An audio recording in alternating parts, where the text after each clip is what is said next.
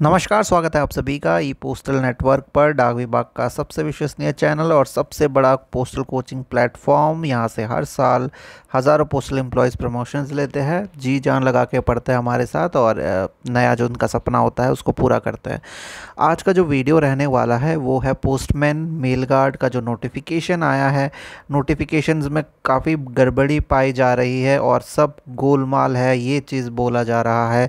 कई सारे ब्लंडर्स कर दिए गए हैं नोटिफिकेशन में और बहुत ज़्यादा कन्फ्यूजन एम्प्लॉयज़ को हो गई है। इतनी सारी गलती एक कैसे हो सकता है, ये बहुत बड़ा सवाल है। और अगर 23 में से 1, 2 या 3 सर्कल करे तो चलता है, लेकिन मेजर बहुत सारे सर्कल्स में अगर सेम गलतियां पाई गई हो तो इसमें कहीं ना कहीं क्लैरिटी की ज़रूरत होती है। ठीक है, लास्ट टाइम हम लोग ने आप लोगों को बताया था किस तरह से पीएएसए का एग्ज़ाम जो था पंजाब सर्कल में, दिल्ली सर्कल में एलिजिबिलिटी की वजह से लोगों को, जितने भी एम्प्लॉयज़ एलिजिबल थे, वो एग्ज़ाम के कुछ दिन पहले उनको पता लगता है कि एलिजिबिलिटी उनकी नहीं है। फिर वो परेशान होते हैं, यहाँ वहाँ कंप्लेंट डालते हैं, पढ़ नहीं पाते और एक रात पहले, एग्ज़ाम से पहले बोल दिया जाता है। जब हम वीडियो वगैरह बनाते हैं या स्टूडेंट जो एम्प्लॉय है, पोस्टल एम्प्लॉय कंप्लेन करते हैं तो बोलते हैं आप एलिजिबल हो, आप कल चले जाओ एग्ज़ाम सेंटर में, चले जाओ, एडमिट कार्ड नहीं मिला तो क्या हुआ, आप चले जाओ बस, ठीक है, एग्ज़ाम में बैठ जाना, बाकी सब हम संभाल लेंगे। पर ये जो कुछ एम्प्लॉयज़ होंगे जिनका एग्ज़ाम सेंटर बहुत दूर होगा, उनके दिमाग में क्या चल रहा होगा आप समझिए, और उनका एग्ज़ाम किस तरह का गया होगा। तो ये सारी चीज़ें होती है जब चीज़ें क्लियर ना की जाए, तो समय से पहले क्लियर कर देना, क्लैरिटी देना अपने एम्प्लॉयज़ को बहुत इम्पॉर्टेंट होता है। और कहीं ना कहीं इस चीज़ में इस चीज़ को लेके हम ऑलरेडी बना चुके हैं क्लैरिटी पे वीडियो, बट बहुत सारे सर्कल ने अभी भी चीज़ें बदली नहीं है। कुछ सर्कल ने बदल दी है, कुछ नहीं बदली है उस पर, इसीलिए आज फिर से एक और वीडियो बना रहे हैं। क्या मेजर ब्लंडर्स हुए हैं पोस्टमैन और मेल गार्ड नोटिफिकेशन में, एलिजिबिलिटी में भी और एप्लीकेशन में भी आपको बताएंगे। दो बड़े बड़े चीज़ें जिन्होंने एम्प्लॉयज़ को कंफ्यूज किया है। तो कोई भी रैंडम सर्कल का हम अभी नोटिफिकेशन निकालेंगे, ठीक है, इसके बाद आपको समझाएंगे, आप देखते रहिए। चलिए, नोटिफिकेशन हमने खोल लिया है और ये है हरियाणा सर्कल का। ठीक है, यहाँ पे डेट्स वगैरह सब कुछ बढ़िया से दिया है और वैकेंसी भी इन्होंने बता दी है, जबकि बहुत सारे सर्कल जो है नो वैकेंसीज नहीं बताती, तो वैकेंसी बता देनी चाहिए, अकॉर्डिंगली एम्प्लॉयज़ भर सकते हैं। देखिए, पहला ब्लंडर जो यहाँ पे हुआ था ऑलमोस्ट सारे सर्कल में, कुछ को छोड़ के, ये हुआ है थर्ड पैरा जो है एलिजिबिलिटी क्राइटेरिया को लेके।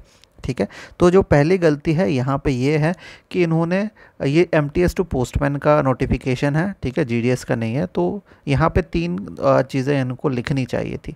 पहला, मल्टीटास्किंग स्टाफ जो है, जो जिनके 2 साल कंप्लीट हो गए हैं, जो 3 साल होते हैं नॉर्मली, अब 2 साल कंप्लीट हो गए हैं, वो एलिजिबल है इस एग्ज़ाम के लिए 1/1/2024 के अकॉर्डिंग। तो ये तो बिल्कुल सही लिखा है, 2 साल कर दिया गया है, इसको बोल्ड लेटर भी कर दिया, बिल्कुल बढ़िया तरीके से, ये सही है। बट दूसरी चीज़ ये लिखी है, any other eligibility condition specified in recruitment rule, ये भी इन्होंने सही से लिख दिया है।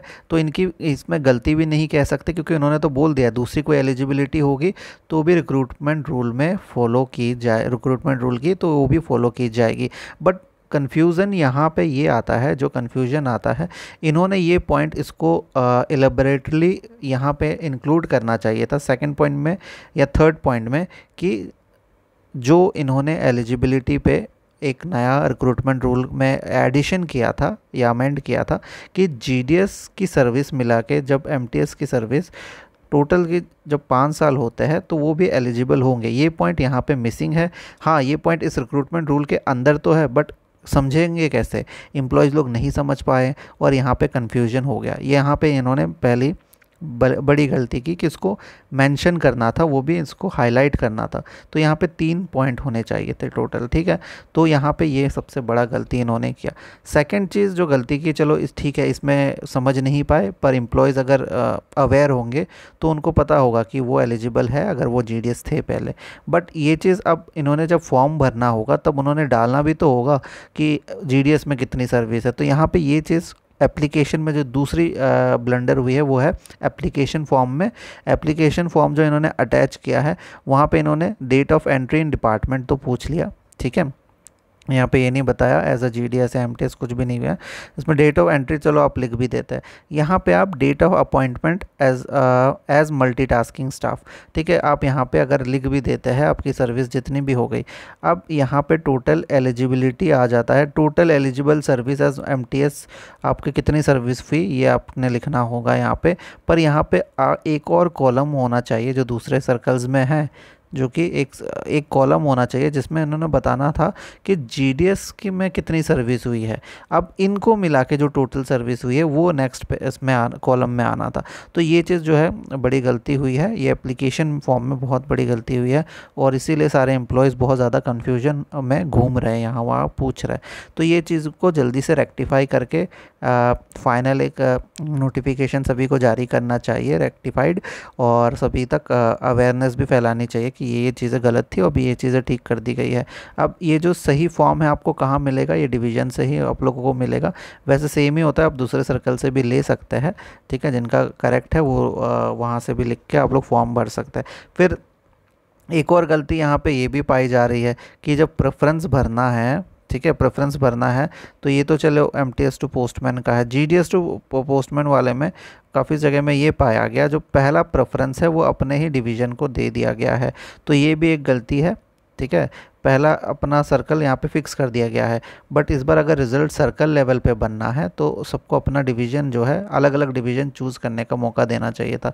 तो यहाँ पे भी चीज़ों को क्लैरिटी देने की या फिर क्लैरिफाई करने की ज़रूरत है डिपार्टमेंट को। तो ये चीज़ें 2-3 चीज़ें इंपॉर्टेंट जो है हमें लगी आप लोगों को बतानी चाहिए। आप लोग भी शेयर कर दीजिएगा, और पोस्टल डिपार्टमेंट या डिवीज़न जो है वो भी जल्द सर्कल जो है बहुत जल्द चेंज कर देंगे। कुछ कन्फ्यूजन हुआ होगा, ठीक है, बहुत बड़ा इशू नहीं है, रिक्रूटमेंट रूल आते रहता है, और अगर अगर नहीं कर पाए इंसर्ट तो ये बहुत बड़ा वो नहीं है, क्योंकि डिपार्टमेंट में हज़ारों चीज़ें चल रही है, जिसमें से ये जो आपका एग्ज़ामिनेशन है ये इसका एक छोटा सा पार्ट है, तो हो सकता है नॉर्मली थोड़ा बहुत ऊपर नीचे, ठीक है। बाकी आप लोगों को सारी अपडेट्स के लिए हमारे साथ बने रहना है, काफ़ी इंपॉर्टेंट वीडियोस हर दिन यहाँ पे आते हैं। और अगर आप लोग एलिजिबल है पोस्टमैन मेल गार्ड या GDS टू MTS के लिए, तो आप लोग हमारे साथ जुड़ सकते हैं। जिस तरह से आप लोगों को आसान भाषा में समझाया जाता है इन वीडियोज़ में, उसी तरह से हम लोग अपने पढ़ाई वाले वीडियोज़ में भी इसी तरह से समझाते हैं बिल्कुल आसानी से। हमारा जो व्हाट्सएप नंबर है कोचिंग का वो है 8638587698। इस नंबर को सेव कर लीजिए। इस नंबर पे कौन सा एग्ज़ाम आपको देना है वो लिख के भेज दीजिए, आप लोगों के पास ब्रोचर पहुंच जाएगा। आप लोग इसके बाद हमारा बैच ज्वाइन कर सकते हैं। बहुत इंपॉर्टेंट बैचेस आखिरी कुछ चल रहे हैं, और ये अगर आप मिस कर देते हैं तो बहुत सारी चीज़ें इंपॉर्टेंट आप मिस कर देंगे, ठीक है। धन्यवाद।